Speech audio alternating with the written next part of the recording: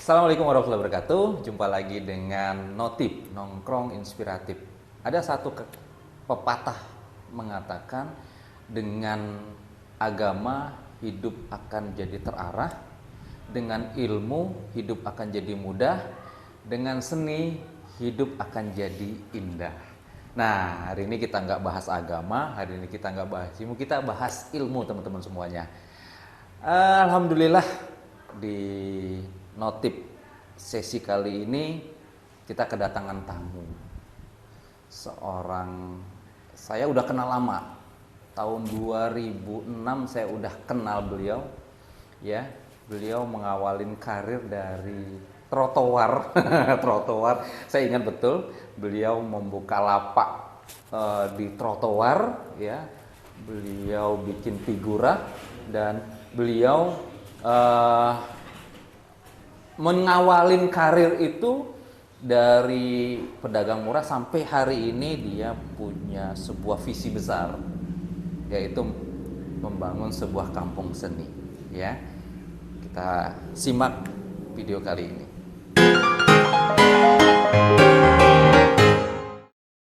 Kang Asep, apa kabar? Alhamdulillah sehat. Sehat ya? Alhamdulillah. Lama kita nggak jumpa kan. Kang, Ya, boleh cerita sedikit dong tentang latar belakang Kang Asep dulu. Asal dari mana, sekolah di mana, kok tiba-tiba punya ide besar pengen bangun kampung seni Batam. Padahal Batam ini ya awalnya kan dikenal sebagai kota industri. Kok tiba-tiba Kang Asep punya ide gagasan pengen bikin Batam ini juga sebagai kota seni. Gimana Kang? Mangga Kang? siap. Saya asli dari Cianjur ya. Cianjur ya. Yang merantau ke Batam di tahun 2000 akhir. Berarti kurang lebih sampai sekarang udah 24 tahun saya di Batam. 24 tahun di Batam. Dan dulu saya ke Batam itu hanya kuli nyangkul Nyangkul? di Kuli bangunan? di sayur, kebun Kebun sayur. Saya ditembesi sayur dulu. Saya kenalnya justru jualan figura, dagang figura di sana. Iya. Sejarah bercerita lain. Sejarah. Nasib juga merubah ya kan. Iya. Namun karena basic saya dari kecil juga sudah menyukai seni. Jadi kemanapun langkah saya selalu itu tidak pernah lupa. Saya selalu ingin menggerakkan tentang seni, tapi seni itu seninya seni lukis. Seni lukis. Karena itu sebuah kecenderungan saya kepada seni lukis itu dari kecil memang saya hobinya melukis. Nah, seiring berjalannya waktu dengan proses demi proses jatuh bangun di Batam dengan ya susah payah, namun itu tadi kembali lagi kepada jati diri kita bahwa seni itu bagian dari hidup saya, maka itu sulit sekali untuk saya lepaskan. Dari tukang nyangkul di kebun, terus kemudian dagang figura ya kalau nggak salah ya? Iya.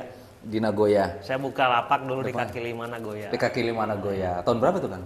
Itu mulai kita di tahun 2007. Tahun 2007. Ya. Berapa lama tuh di sana?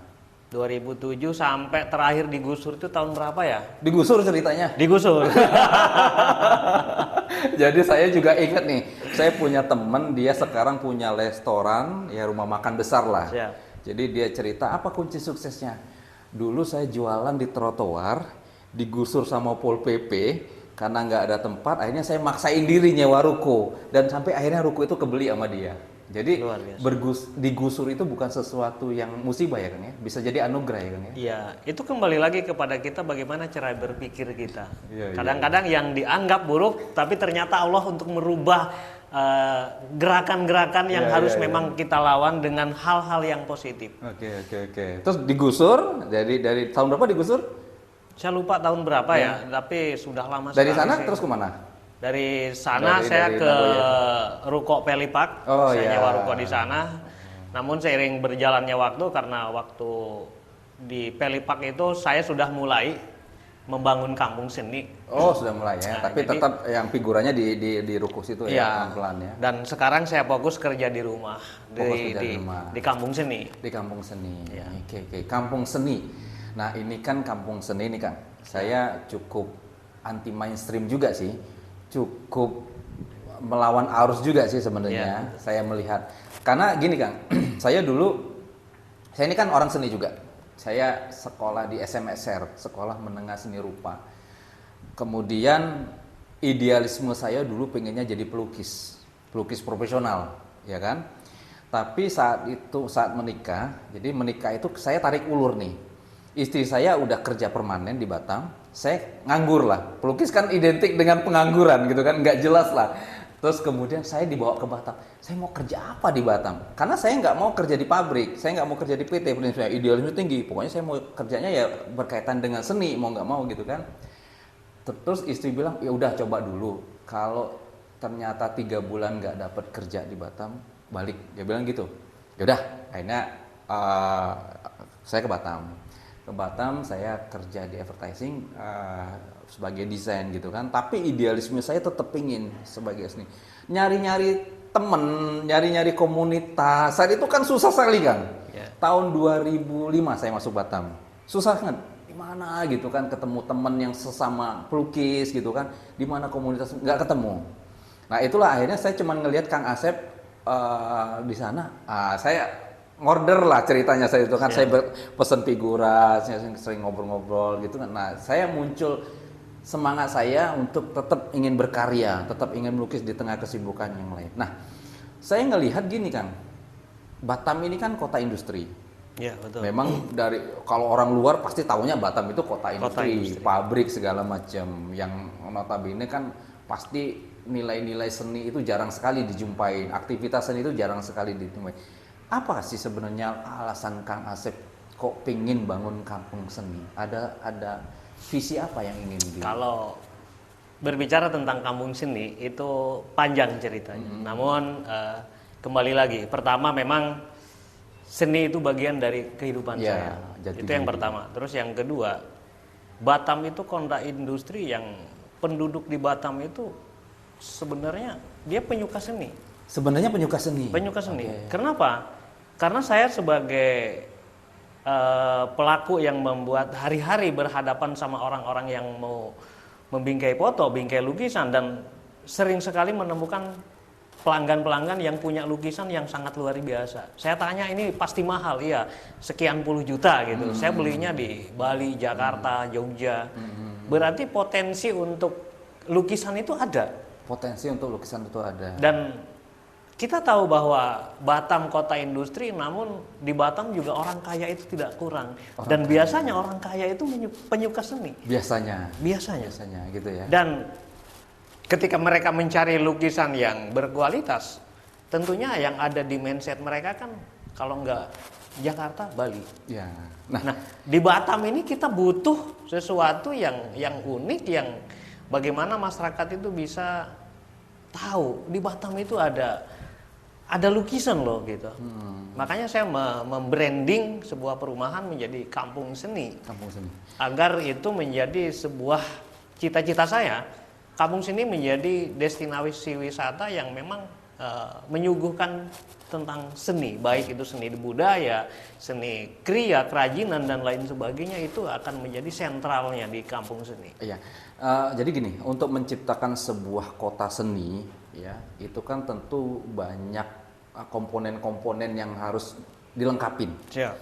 Pertama pelaku seninya, kurator seni, sekolah yang jurusan seni atau fakultas senian, gedung kesenian, terus kemudian pemerintahnya juga memang konsen atau juga ada perhatian dengan seni.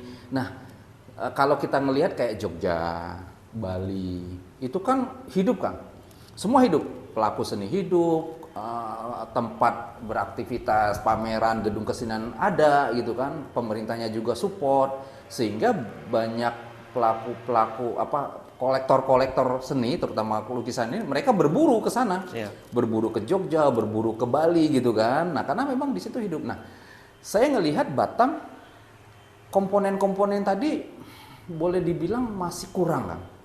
Ya, betul. Pelukisnya masih, saya kenal pelukis di Batam berapa orang ya, nggak bisa, paling sebatas jari aja gitu kan. Terus kemudian saya melihat gedung kesenian, gedung pameran juga belum ada. Terus kemudian saya mau cari tempat bikin spanduk, figura, itu setahu saya di Batam cuma Kang Asep aja. Ada sih Pak Edi pernah juga ini saya cari. Nah itu kan perlu ini Kang, perlu saling sinergi ya, komponen-komponen tadi kan. Nah persoalannya utamanya kan memang pelaku seninya nih atau senimannya nih. Nah ini kan kayak ibarat mana duluan nih, telur dulu atau ayam dulu. Kita mau seniman konsen, aktif berkesenian dulu, atau masyarakat yang memang punya ketertarikan dengan seni. Ini kan nggak bisa dilepaskan kan. Yeah. Jadi seniman berkarya kalau nggak ada yang beli juga nggak bisa hidup gitu kan. Tapi masyarakat suruh mencintai seni, senimannya nggak ada yang berkarya. Nah ini gimana Kang? Bagaimana menciptakan iklim itu kan? Sebetulnya itu perlu proses. Memang tidak mudah, tapi bisa. Gitu. Seperti halnya Bali, Jogja, yang Bandung juga yang dikenal sebagai kota seni, kota industri. Di sana industri seni yang kalau ditarik benang lagi ke belakang itu prosesnya puluhan tahun.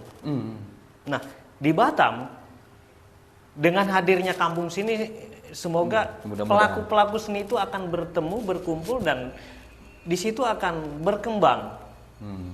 Karena saya yakin dimanapun kita berada, tanpa kita memulai ya tidak akan pernah jadi.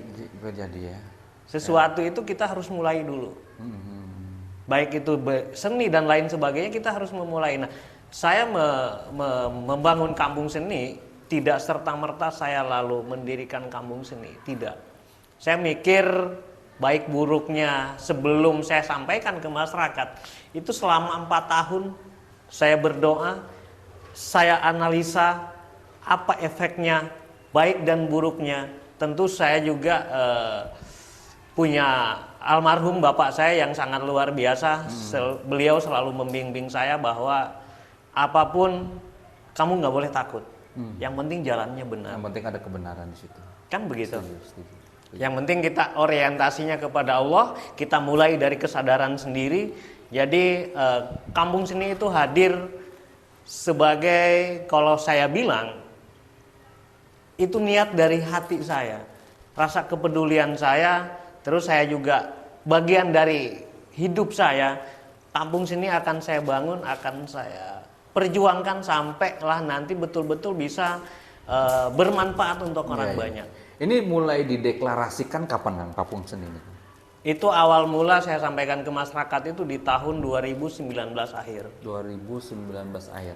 Ada cerita tantangan tersendiri nggak bangun kampung seni? Kalau cerita tantangan itu pastilah. Pasti ya. Pasti. Gimana? Ada yang menarik nggak Kang? Biar bisa menginspirasi Allah teman-teman. Ciptakan baik dan buruk, suka dan tidak. Sudah satu paket itu ya. Apalagi yang namanya seni kan tidak semua orang ngerti, tidak semua orang suka. Namun kita tidak berpikir tentang hal-hal yang negatif, tapi yang kita sebarkan hal-hal yang positif.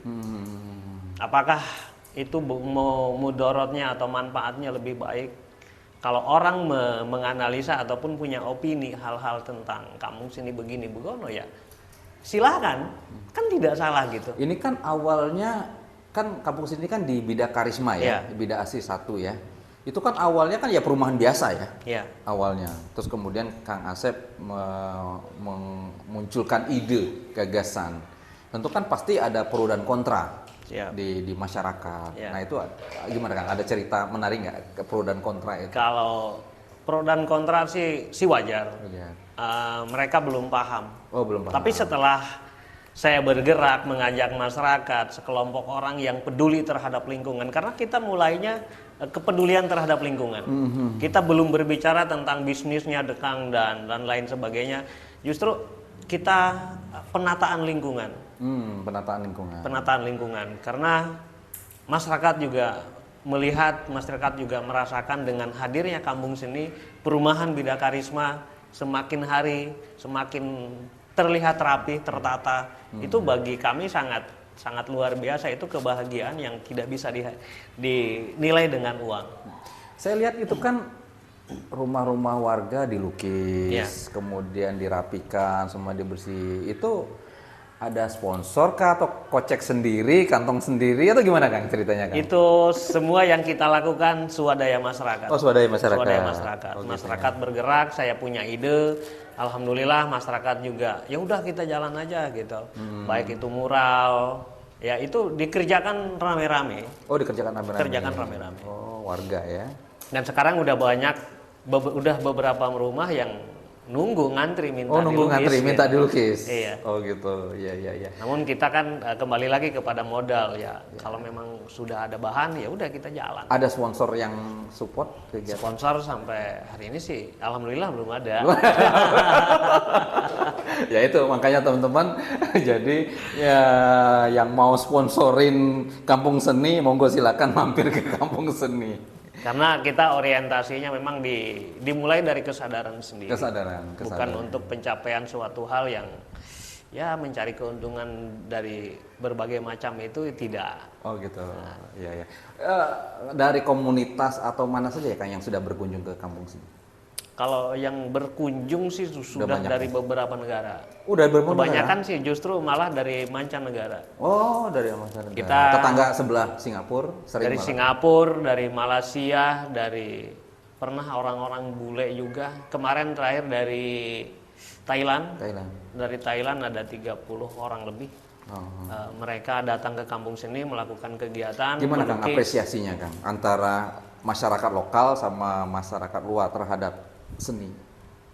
Kalau dinilai apresiasinya. Memang apresiasinya lebih ke masyarakat luar. Masyarakat luar lebih mengapresiasi. Turis-turis dari mancanegara. Bahkan kemarin beberapa hari yang lalu saya kedatangan tamu suami istri yang langsung datang dari Korea. Langsung datang dari Korea. Saya tanya, tahu dari mana? Dia browsing di Google muncul Kampung Seni. Dia tertarik, dia penasaran. Sekitar 2 bulan ke depan lagi dia ada 3 grup yang akan dibawa ke Kampung Seni. Biasanya kalau ke Kampung Seni apa aja sih aktivitas di sana? Selain ngunjungin, mereka juga melukis atau ke Kampung Seni biasanya kita tawarkan beberapa paket. Paket mural di rumah warga. Itu langsung kita dikasih space, kasih dinding warga untuk dilukis. Ada juga kita pakai untuk membatik dan juga melukis di kanvas. Itu semua kita sediakan bahan, lalu hasilnya mereka bawa. Kecuali yang mural itu kita abadikan. Nggak bisa dibawa, kita ya? Rumahnya dibawa ya. Habis dilukis rumahnya dibawa. Oke. Senang mereka ya Kang ya? Mereka senang banget. Senang ya. Ya, itu kalau menurut saya nih, menurut persepsinya Kang Asep, apa yang membuat masyarakat lokal itu apresiasinya rendah terhadap seni? Karena memang kenyataan kalau saya lihat teman-teman di Jogja, teman-teman di Bali, itu yang memang rata-rata yang pencinta lukisan ini memang orang-orang luar, dan mereka berani kalau memang mereka udah suka, mereka keluarin uang berapa aja mereka suka gitu. Mungkin kalau lokal ini mindset ya. Orang datang ke Batam itu yang dipikir itu untuk bekerja. Ya bekerja. Kan? Tapi kalau saya lihat, kalau yang udah mapan kan udah nggak mikirin lagi. Saya lihat sih memang di Batam juga potensi untuk seni lukis itu luar biasa yang saya rasakan. Karena apa? Dari sejak 2007 sampai hari ini saya menggeluti bidang itu dan alhamdulillah bertahan sampai sekarang, dan bukan hanya bertahan, berkembang gitu kan. Berarti itu ada potensi. Apalagi setelah adanya Kampung Seni, mudah-mudahan bukan hanya saya saja yang merasakan, tapi teman-teman yang lain bisa bergabung di Kampung Seni dengan berkumpulnya teman-teman, berkumpulnya karya-karya yang luar biasa dari teman-teman. Kampung Seni akan semakin dikenal luas dan itu akan menjadi pusat sentralnya para seniman gitu. Kita menyediakan welcome, silakan rumah-rumah warga yang bisa didisplay lukisan-lukisan, dan selama ini memang masyarakat juga merasa terbantu ketika masyarakat kita rumahnya kita display, rumahnya kita mural, ya kan, ada tamu datang kita ajak keliling ke rumah-rumah warga yang sudah ada lukisan dan terjadi transaksi, ya, masyarakat mendapat keuntungan, gitu. Dan kita juga sisihkan untuk pengembangan lingkungan. Dari hasil penjualan itu kita sisihkan untuk lingkungan juga. Pemilik rumah mendapat keuntungan. Jadi ini multifungsi yang memang hadirnya kampung seni itu bisa menggerakkan ataupun menjadi apa ya? Dengan adanya kampung seni itu, ya seniman-seniman bakal terkumpul di situ. Gitu. Ketika kita bicara tentang seniman, pelaku seni, saya ini juga pelaku seni. Ya. Nah, hari ini sampai hari ini ya, saya belum melihat ada seniman atau pelukis Batam yang boleh dibilang sejahtera hidupnya, ya kan? Artinya memang dia mengandalkan hidupnya itu ya emang dari seni, nggak bikin podcast, nggak jualan kedai kopi dia kan, nggak juga ngerjain yang memang fokus ngelukis aja gitu kan, karena memang dia bisa hidup dari sini. Nah, tapi realita hari ini kita harus akuin bahwa pelukis atau pelaku seni di Batam memang belum bisa hidup dari itu, viewer dari itu. Nah, ini apakah motivasi? Mungkin ada motivasi nggak? Atau tips atau semangat buat teman-teman yang memang ingin menjadikan lukisan ini sebagai profesi dia, kehidupan dia, sumber pencarian dia, gimana kan? Kira-kira kan? Kalau bicara tentang itu dapur orang ya. Akan tetapi yang kita kritisi masalah seninya. Seninya, oke. Ketika seseorang itu bergerak di bidang seni, seperti saya lah, yang ya saya tidak mengaku sebagai pelukis ataupun seniman, hanya fasilitator, pekerja seni yang betul. mengerjakan hari-hari yang saya selalu berhubungan dengan seni gitu ya. Setiap hari saya harus berkarya. Harus berkarya. Dan karya saya itu tidak serta-merta untuk keegoisan saya. Saya melihat pasar. Ketika pasar menginginkan gambar apa, ya itu yang kita buat gitu. Karena memang tujuan akhir dari sebuah karya itu ya kita selamatkan dulu dapur kita gitu kan. Akan tetapi di balik itu juga saya ada beberapa yang boleh saya bilang kan harian, mingguan, tahunan. Itu yang hari-hari kita buat dengan harga ekonomis, kita memenuhi kebutuhan pasar, dan juga ada karya-karya yang memang ya itu kita jual untuk harganya tidak murah gitu kan. Betul. Dan alhamdulillah karya-karya seperti itu tuh laku. Mungkin bagi teman-teman yang betul-betul ingin terjun di lukisan ataupun ingin berkembang di lukisan, ya salah satunya berkarya. Artinya marketnya ada ya? Marketnya ada. Dan tinggal kitanya sebagai pelaku seni mau berbuat atau tidak intinya. Bahkan teman-teman yang di Jawa itu, Jawa, Bandung itu, mereka banyak pelanggan itu dari Singapura, Malaysia. Oh, padahal Singapura Batam itu kan dekat banget. Gitu. Iya, harusnya ya, Kang ya. Jangan-jangan yang hari-hari berkunjung ke Batam itu ya mereka-mereka itu yang pencinta lukisan yang tidak tahu kalau di Batam itu ada gitu. Ya. Kan begitu. Ya. Nah, kalau kita berkarya konsisten, terus-menerus tanpa henti dengan terus berpromosi baik itu dari media sosial dan lain sebagainya, saya yakin tidak ada usaha yang membuat orang itu sengsara. Cuman kita kan harus pandai bagaimana sih agar usaha kita itu berkembang. Dan ya kembali lagi, seniman harus menurunkan sedikit egonya sebelum kita menemukan jati dirinya, sebelum kita menemukan, ya nggak usah heran, hanya satu goresan bisa laku 50 juta gitu kan. Nah, kalau belum mampu sampai ke sana, ya kita mencari yang 50 juta nggak bisa laku, ya bagaimana bisa 50 juta itu 2, 50 juta itu 3, bahkan sampai 10 gitu. Iya. Nah, ini Kang, bicara tentang ego.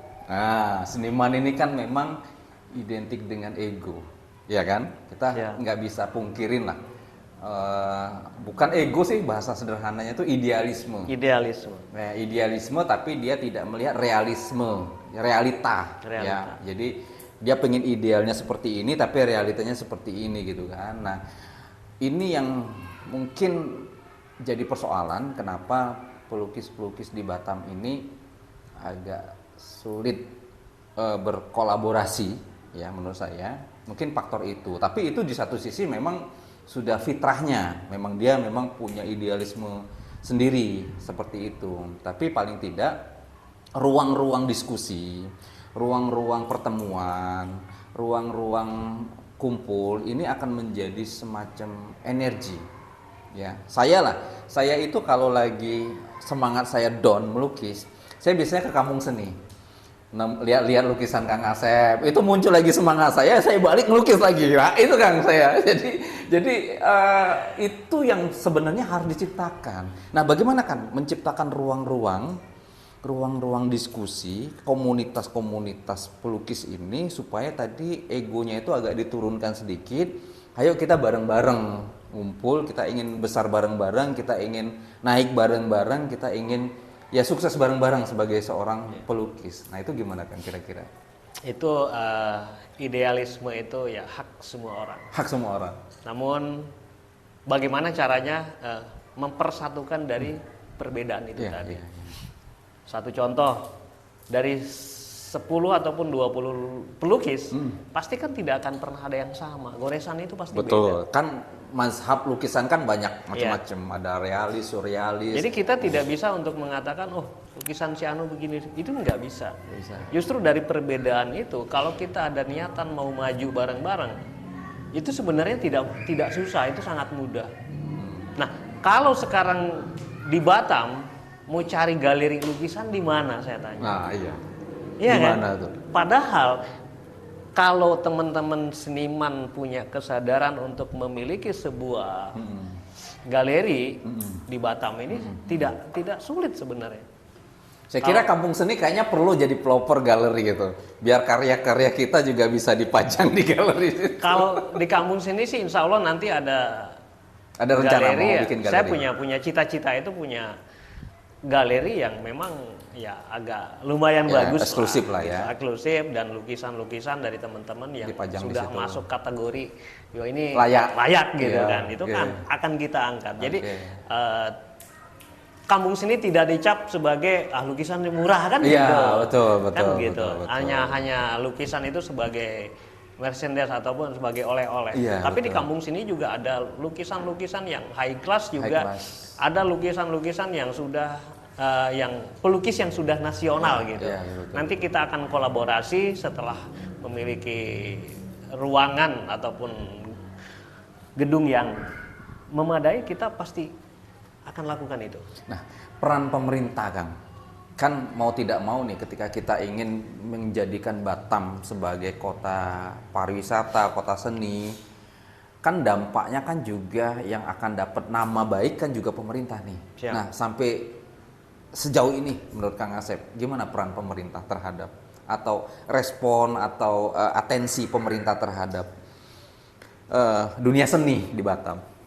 Kalau ditanya itu saya jawabnya harus gimana gitu. Nggak, sampai selama ini disupport pemerintah nggak? Kampung seni disupport pemerintah kan? Kampung seni disupport pemerintah pasti. Okay. Dan kita juga sudah punya SK dari pemerintah melalui Pokdarwis, kelompok sadar wisata. Jadi kampung seni itu di bawah naungan Pokdarwis. Dan itu kita dapat SK langsung dari Kepala Dinas Pariwisata. Nah, tentang support. Nah, supportnya yang mana dulu? Kan banyak. Iya. Maksudnya bahkan perhatian. Doa pun support juga kan begitu. Akan tetapi kita yakin, optimis ke depannya, semoga pemerintah punya kesadaran untuk teman-teman yang bergerak dari bawah, yang ingin memiliki sebuah tempat-tempat yang unik gitu, seperti halnya kampung seni. Kita berangkat dari bawah, dari kesadaran masyarakat yang sekarang tuh sudah nampak gitu kan. Kita sudah bergerak cukup lama dengan modal swadaya, dengan dulu dan sekarang itu sudah nampak perbedaannya.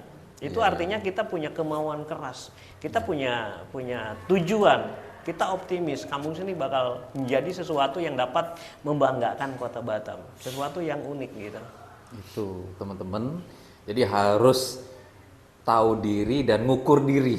Jadi mungkin kita juga perlu itu, supaya kita jangan terlalu banyak menuntut, tapi kita sendiri nggak berbuat apa-apa. Kita pengen pemerintah perhatian dengan pelaku seni, dengan kegiatan seni, tapi kita sendiri nggak punya karya, kan seperti itu kan. Kadang itu dilema juga ya Kang ya, seperti itu. Nah, jadi mungkin ini yang menjadi catatan penting menurut saya, memang ketika kita ingin membangun Batam sebagai kota seni. Jadi tidak cukup hanya satu stakeholder saja. Jadi semua stakeholder itu harus terlibat, harus bersinergi untuk terciptanya kampung seni. Nah, terus ke depan nih Kang, kampung seni ini apa yang pengen diwujudkan lagi?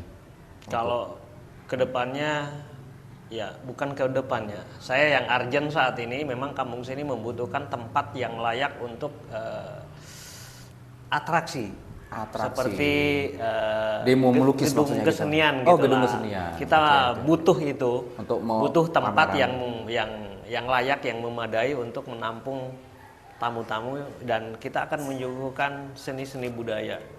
Karena di kampung seni bukan hanya pusat sentral oleh-oleh kerajinan, namun juga di kampung seni kita akan menyuguhkan seni dan budaya. Yang kita tahu bahwa Batam adalah miniaturnya Indonesia, dari Sabang sampai Merauke.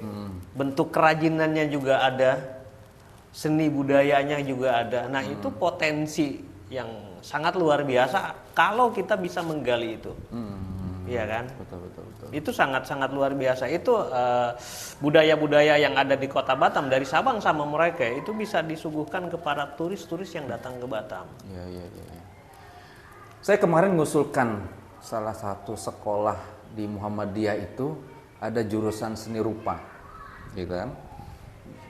Tapi ternyata setelah saya ngobrol sama Dikdasmen ya, atau kepala sekolah, ternyata orientasi sekolah ini masih orientasinya dia melihat market, melihat pasar kerja. Jadi kalau orang ngambil jurusan seni rupa ini nanti mau kerja di mana? Jurusan seni lukis mau kerja di mana? Saya bilang, saya sendiri contohnya, saya ini sekolah di sekolah menengah seni rupa jurusan seni lukis. Banyak yang bisa saya kerjakan, ya kan?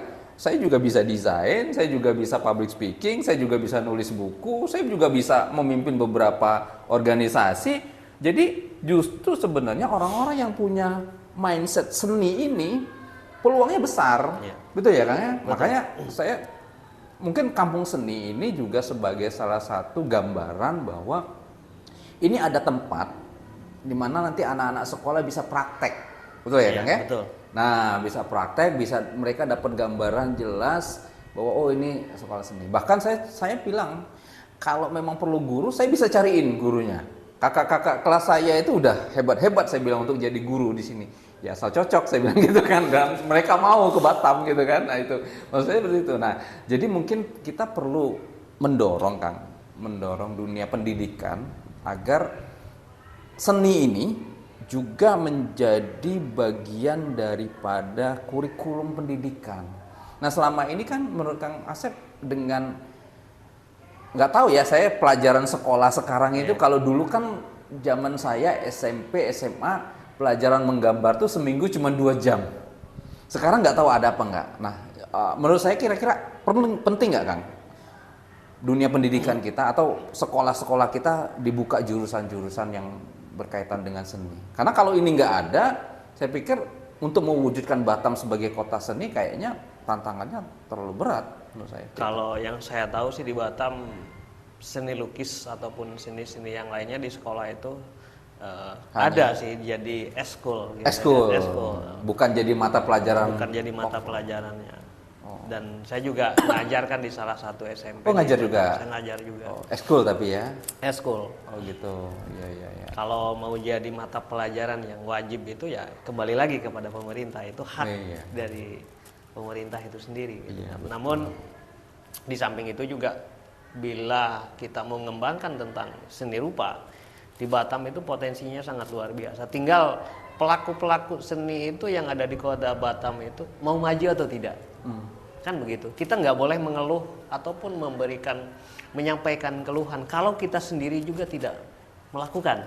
Betul. Iya kan? Kita buktikan dulu, kita bergerak dulu. Ketika sudah ada potensi ya bukan mengeluh lagi, tapi memberikan motivasi kepada teman-teman. Saya membangun kampung seni tidak mudah. Membangun kampung seni dengan susah payah, dengan kenapa masih bertahan sampai hari ini? Karena saya optimis, saya yakin ini sesuatu ke depan ini potensinya besar. Potensinya besar. Jadi ya kita tidak boleh lelah Ya kalau capek ngopi dulu kan Ngopi gitu. dulu, betul. Berhenti jangan, tetap Iya, kita betul. harus jalan walaupun pelan. Iya, betul, betul. Nah, saya melihat kan kadang saya lihat tuh di jalan tuh di tembok-tembok itu graffiti Siap. itu kan. Nah ya. Saya nggak tahu tuh, tiba-tiba kadang saya tahu mereka ini beroperasinya malam. Dia malam. Tiba-tiba tengah siang udah jadi aja, dan itu bagus. malam. Ya. Saya sendiri mungkin nggak mampu bikin kayak gitu loh. Artinya ini anak-anak muda, mereka ini punya potensi, punya bakat, punya talenta, tapi wadahnya yang nggak ada, sehingga mereka akhirnya mengekspresikannya ke tembok, Iya. ke fasilitas umum gitu. Nah ini menurut saya artinya kalau dinas pendidikan atau pemerintah terkait memang membuka sekolah atau mungkin swasta kayaknya, kalau pemerintah mungkin agak berat, swasta membuka jurusan seni rupa, seni lukis, saya pikir peminatnya ada sih Kang. Anak-anak muda itu punya potensi dan ada. Cuman balik lagi, kadang-kala mindset orang tua masih berpikir, ini anak gue kalau sekolah di seni rupa, jurusan seni lukis mau jadi apa? Mau kerja di mana gitu kan? Seperti itu kan mindsetnya kan? Nah itu, padahal saya bilang ini sebuah sesuatu yang bisa kemana-mana. Betul nggak Kang? Iya. Orang yang punya jiwa seni itu bisa kemana-mana dia. Seperti itu. Dan- Nah, bagaimana Kang menumbuhkan, paling tidak kita perlu mewadahin Kang. Nah, mungkin kampung seni bisa menjadi inisiator untuk wadah anak-anak muda yang tadi, yang daripada mereka nyoret-nyoret dinding, mungkin perlu diwadahin supaya mereka mengekspresikan itu ke media yang tepat, seperti itu. Nah, gimana Kang sarannya Kang supaya anak-anak muda sekarang ini perlu? Saya selalu memberikan informasi kepada teman-teman yang hobi mural melukis. Silakan datang ke kampung sini gitu. Nanti kita nyoret-nyoret di sana ya. Nyoret-nyoret di kampung sini, dan untuk anak-anak barangkali yang ingin belajar melukis, silakan datang ke kampung sini, dan alat semua kita sediakan. Dan Masya itu Allah. free. Free? Nggak usah bayar, gratis. Free ya. Gitu. Saya ulangin Gratis. lagi ya. Buat adik-adik yang punya bakat melukis. nyoret tembok, daripada nyoret tembok nggak jelas, datang ke kampung seni, difasilitasin ya sama Kang Asep. Yang mau sebagai belajar foundernya. melukis di Yang kanvas, belajar- kita ajarkan sampai bisa, dan itu gratis. gratis, alatnya dikasih lagi, perlengkapannya dikasih lagi, gitu ya. Itu. Siap. Oke, lanjut Kang. Nah, sekarang kita bicara tentang sebuah visi, sebuah menciptakan lingkungan Batam. Nah, Batam ini kita seperti yang tadi di awal kita sampaikan bahwa Batam ini masih nanggung menurut saya Kang. Dibilang kota industri nanggung, dibilang kota pariwisata nanggung. Karena saya melihat juga pertama, kalau dibilang kota pariwisata kekuatannya kan di pantai. Ya. Kalau dibilang seni, belum terlalu banyak nampak pasar seni, galeri seni, toko-toko seni, itu belum terlalu banyak nampak. Satu hal yang nampak di Batam ini memang infrastruktur jalan, ya kan? Nah, jadi memang jalan ini tujuannya, kalau yang sepahaman saya bahwa memang tujuannya supaya banyak orang masuk, banyak turis masuk, karena jalannya bagus, seperti itu. Tapi ketika masuk nggak ada apa-apa, ini kan juga ngapain juga gitu kan? Nah, jadi ini mungkin perlu dibikin semacam gebrakan kali ya Kang ya, bukan cuma gebrakan. Kira-kira menurut Kang Asep, gebrakan apa yang perlu kita lakukan sebagai pelaku seni? Tentunya bareng-bareng nih. Siap. Atau ide apa kira-kira supaya ada gitu loh. Karena kan gini, kalau sesuatu yang biasa-biasa nggak terlalu jadi viral. Yeah. Tapi sesuatu yang boom, meledak, ini yang akan jadi perhatian, menjadi viral, sehingga di situ nanti akan memberikan spirit baru teman-teman untuk bisa berkarya konsisten seperti itu. Kira-kira apa yang harus kita lakukan Kang? Gebrakan apa Kang sebagai pelaku? Sebenarnya kita mulai lagi kepada individu masing-masing. Mau nggak untuk bergerak? Karena potensi itu banyak di Batam. Teman-teman pelukis itu kita cukup lumayan banyak sebenarnya. Dan kalau itu kita gabungkan kolaborasi dan itu hasilnya akan sangat luar biasa. Berarti pameran bersama. Pameran bersama, terus kita bisa diskusi juga, kita punya wadah, apalagi kalau misalkan satu tempat di kampung seni itu bisa kita wujudkan sebagai pusatnya para seniman-seniman seni lukis dan itu sangat luar biasa. Ya, betul. Kita juga bisa nanti ke depannya punya galeri-galeri yang high class, yang ya saya bilang cukup lumayan luar biasa kalau itu digarap, potensinya sangat besar. Betul. Gitu. Karena marketnya ada sebenarnya Kang ya. Dan keuntungan Batam itu karena dekat dengan Singapura, Malaysia. Sangat sayang sekali kalau itu tidak digarap dengan maksimal. Teman saya jauh-jauh dari Jogja, dia pameran di Singapura, dia cerita di grup, apresiasinya luar biasa Singapura. Itu. Jadi saya sampaikan, kenapa orang Batam, dia ngomong ke saya gitu kan, orang Batam kok deket situ aja nggak mau pameran gitu kan. Gitu kan, orang jauh-jauh aja mau ke Singapura untuk pameran gitu kan, karena memang apresiasinya. Pertama memang di sana ada Kang, di Singapura itu ada galeri yang memang mengkhususkan untuk pameran lukis, bagus banget. Dia galerinya bagus, tempat lelang itu. Ya, balai lelang, tempat lelang juga seperti itu. Nah, saya 2013 pernah nyoba pameran tunggal. Pameran tunggal itu bukan karena idealisme, karena nggak pun ketemu teman saja, teman. Saya pameran di Novotel saat itu kan. Ya, saya saat itu saya pajang sekitar 20 lukisan kaligrafi.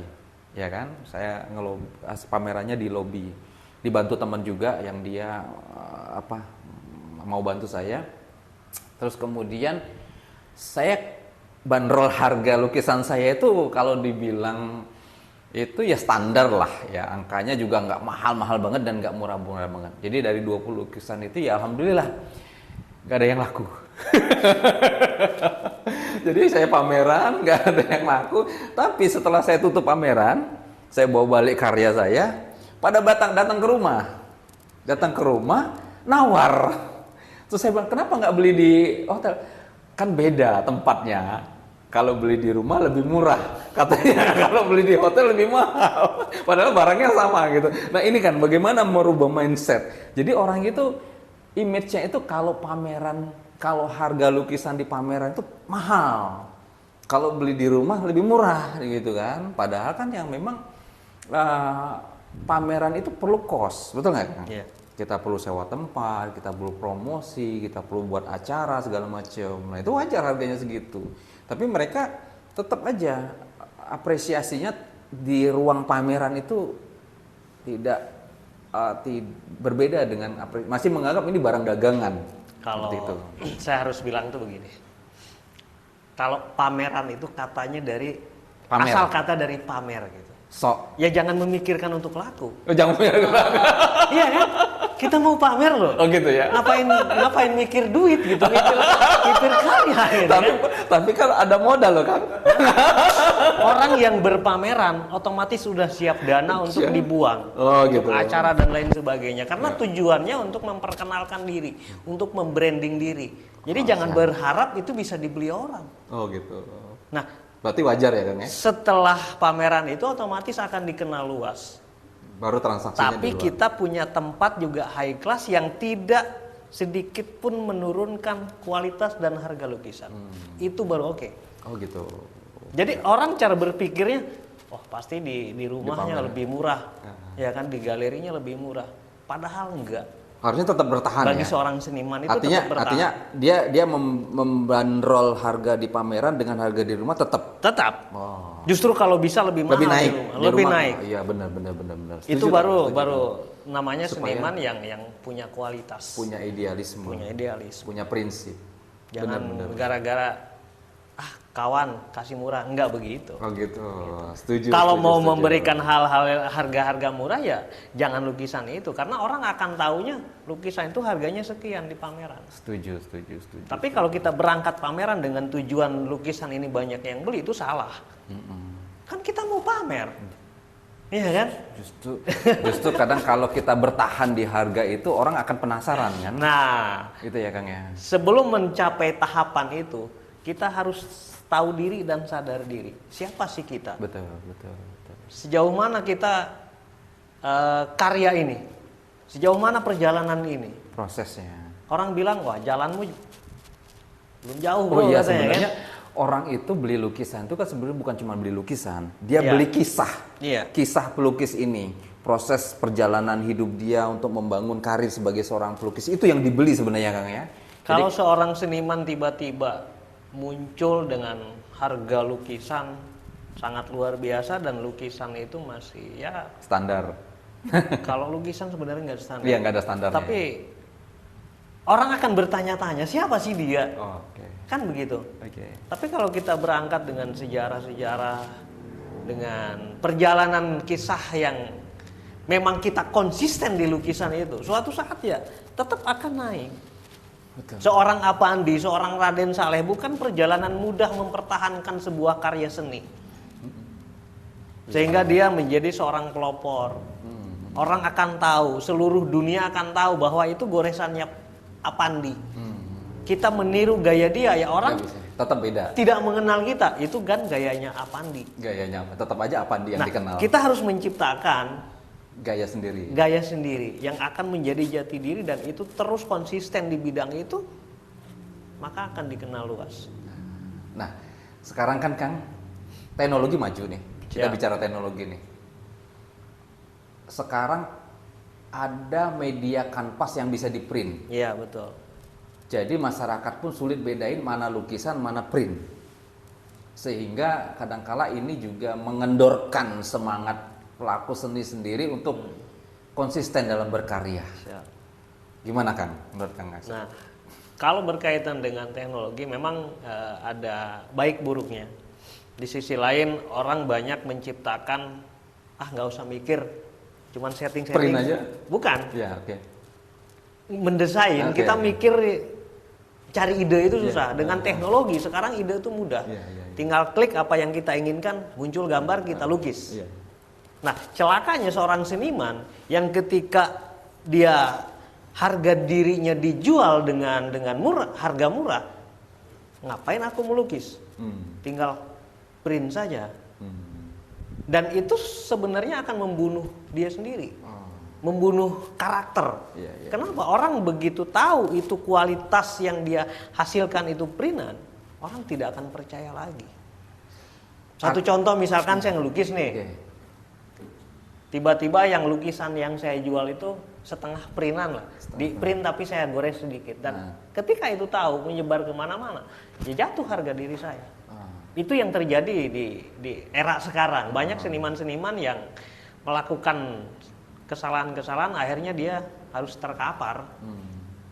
Ya harus nanggung resiko. Orang tidak akan pernah pesan lagi. Karena si A misalkan, sekarang dia nggak melukis, ngeprint. Karena tetap bagaimanapun juga feel-nya beda ya kan. Iya. Rasanya juga beda ya. Ruhnya juga beda ya. Nah, tugas kita adalah bagaimana kita terus berpromosi, terus mengedukasi masyarakat bahwa seniman-seniman itu harus bangkit. Artinya tetap meskipun teknologi semakin canggih, mesin bisa menghasilkan lukisan, Ya. tetap aja beda dengan goresannya. Dan seniman tidak akan pernah tumpur, tetap akan maju, tinggal mau bergerak atau tidak, kan gitu. Tidak. Sehebat apapun kita memiliki karya, kalau enggak kita berbuat, orang tidak akan pernah mengenal. Nah, itulah perlunya edukasi ke masyarakat bahwa memang ini lukisan, ini print. Iya. Ini lukisan bermutu, ini lukisan berkualitas, ini lukisan yang pasaran. Dan seorang seniman tidak akan berbicara tentang print-printan. Nggak akan bicara tentang Nggak print. akan. Seperti itu. Itu seniman nyari duit. Ya, terus satu lagi kan, ini satu komponen yang cukup menarik yang memang perlu ada di Batam untuk menumbuhkan iklim berkesenian di Batam, yaitu kurator atau orang yang memang paham dengan lukisan dan dia memberikan apresiasi terhadap lukisan. Ya. Salah satu kurator yang saya kenal itu memang Jim Supangkat, terus ada satu lagi si Toto siapa itu saya lupa, Subandri, terus ada lagi namanya siapa itu yang dari Bali itu, Nah, itu mereka ini orang-orang yang punya kapasitas dan kapabilitas untuk mengapresiasi seni. Kemudian dari hasil apresiasi itu kemudian masyarakat tahu bahwa memang ini lukisan yang berkualitas, ini yang bagus atau tidak. Nah, menurut saya selama kurator itu tidak ada, tetap saja pelukis ini dianggap sebagai tukang lukis, Kang, bukan pelukis. Karena beda, tukang lukis sama pelukis itu beda, ya Kang.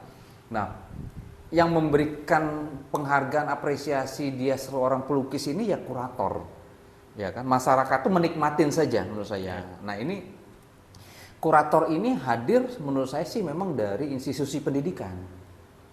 Jadi terciptanya iklim pendidikan seni di Batam akan menarik para intelektual seni untuk datang, mereka memberikan apresiasi pengajaran terhadap seni sehingga terciptalah edukasi seni terhadap masyarakat. Nah, saya pikir sampai sejauh ini kira-kira kurator itu dibutuhkan nggak, Kang, di Batam? Kalau berbicara tentang kurator, memang sebuah kurator itu untuk mengkritik ya sebuah lukisan ini, lukisannya menilai seperti apa, itu sangat dibutuhkan sebenarnya. Akan tetapi kembali lagi, ketika kurator itu ada, karyanya ada gimana ya? Kita mutar lagi ya, Kang, ya. Kembali lagi. Seperti halnya saya membangun kampung seni. Sebelum ada kampung seni, orang tidak akan berbicara tentang kampung seni. Tapi setelah saya bangun kampung seni, dengan sendirinya opini-opini masyarakat dan lain sebagainya itu udah menjadi kurator bagi saya. Tinggal bagaimana orang mencerna. Ya kan begitu. Oke. Nah, kurator ini nanti ketika seni lukis di Batam bangkit, itu dengan sendirinya akan muncul. Di samping memang kurator yang punya kapabilitas, punya kemampuan, dan juga tidak menutup kemungkinan kurator-kurator itu yang akan mengangkat ataupun membesarkan nama si seorang pelukis. Tapi juga kurator ya kembali lagi murni atau tidaknya kita kembali lagi kepada pribadinya. Dan tidak jarang kurator yang ujung-ujungnya bisnis. Saya angkat lukisanmu nih 50 juta, 20% gitu kan. Betul. Intinya sekarang kita dulu yang harus berkarya. Betul. Artinya, muncul dulu gitu. Iya, artinya buat teman-teman pelaku seni yang hari ini nonton podcast ini ya, ayo kita sama-sama berbuat ya sebagai tanggung jawab moral profesi kita bahwa kita ingin diakuin sebagai seorang pelukis ya harus berbuat, harus berkarya. Yang ya bismillah, Kang, saya insya Allah akhir tahun ini juga mau pameran lukisan saya yang kedua ya di Batam. Saya insya Allah menyiapkan 50 lukisan. Mohon doanya, mohon supportnya juga kampung seni ya untuk bisa memfasilitasin ya, mungkin kita bisa sama-sama menciptakan iklim berkesenian di Kota Batam. Kang, terakhir ini, Kang. Apa, Kang, kira-kira ada statement khusus nggak kira-kira baik untuk semua orang lah, kira-kira bagaimana sih supaya Batam ini ya memang benar-benar terwujud ya sebagai kota pariwisata dan juga kota seni, gimana, Kang? Ya, untuk teman-teman pelaku seni yang ada di Batam khususnya seni lukis ya kita harus saatnya kita muncul saat ini, saatnya kita untuk bergerak dan berkarya. Apa artinya sebuah nama tanpa karya? Kita tidak perlu banyak berbicara hal-hal yang tidak kelihatan. Ya, biarkanlah karya yang berbicara, kan begitu. Dan tentunya saya juga tidak muluk-muluk.